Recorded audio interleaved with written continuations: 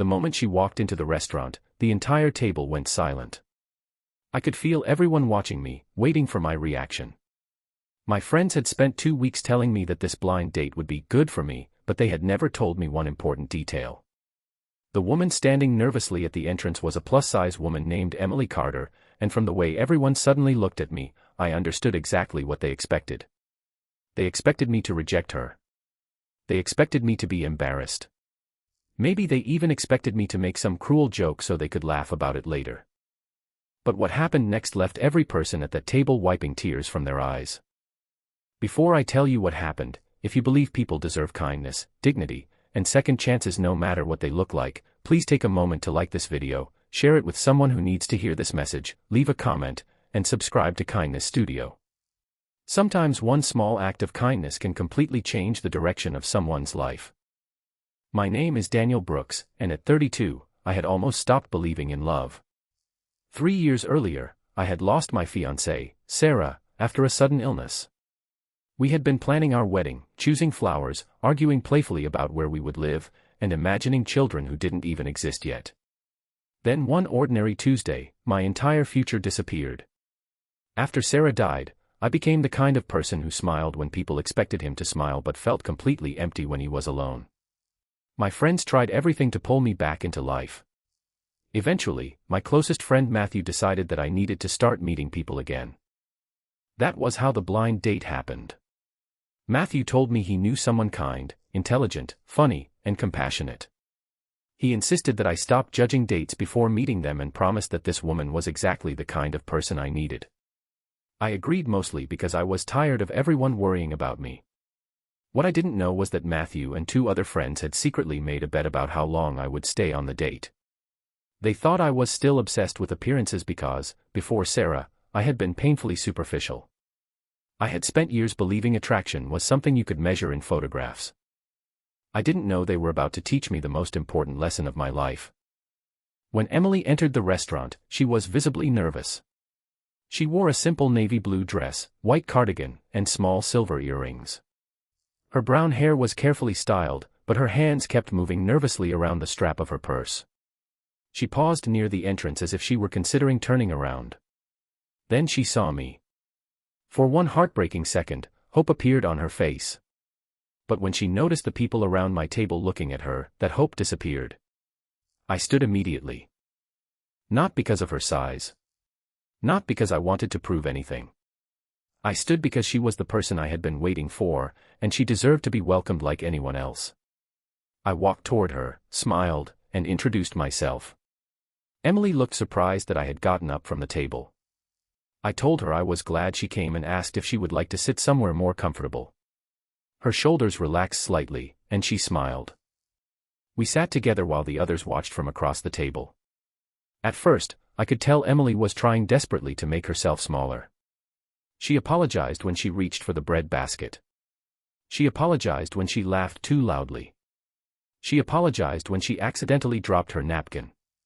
Every few minutes, she seemed to check my expression as if searching for the moment I would become disappointed. That broke something inside me. I knew that feeling. After Sarah died, I had spent months apologizing for being sad.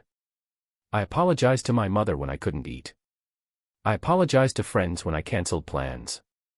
I apologized to coworkers because grief made it difficult to concentrate. I remembered what it felt like to believe your existence was an inconvenience to everyone around you. So I stopped thinking about the date as a date. I started thinking about the person sitting across from me. Emily told me she worked at a small community library. She loved old novels, rainy afternoons, and cooking for people she cared about. She had spent years volunteering at a shelter on weekends because, as she explained, she believed lonely people needed somewhere to feel seen. The more she talked, the more embarrassed I became by how quickly people had judged her before she had even said a word.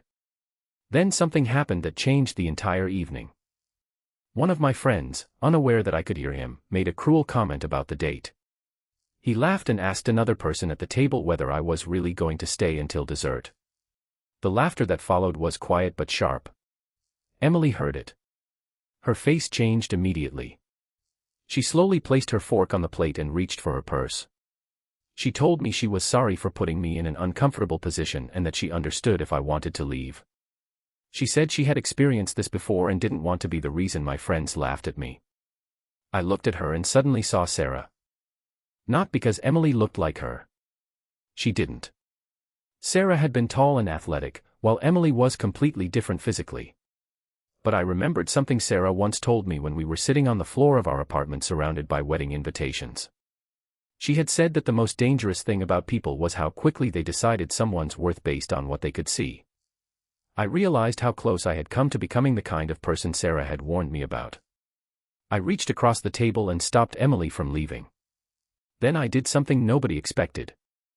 I told the restaurant staff that we wanted to move to another table, away from the group. I picked up my coat, thanked my friends for arranging the evening, and walked away with Emily.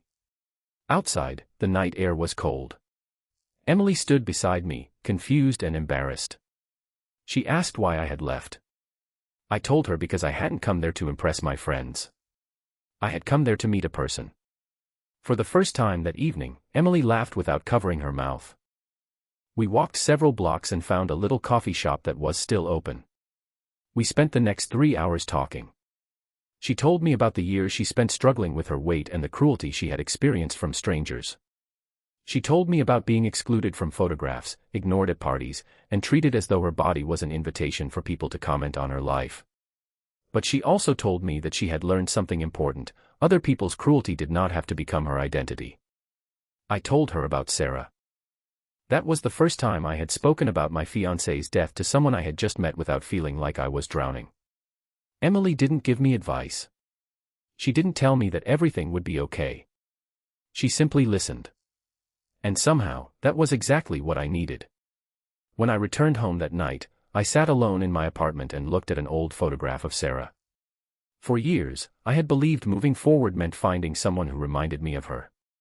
But Emily had shown me something different. Moving forward didn't mean replacing the person I had lost. It meant allowing myself to meet people as they truly were. A week later, I called Emily.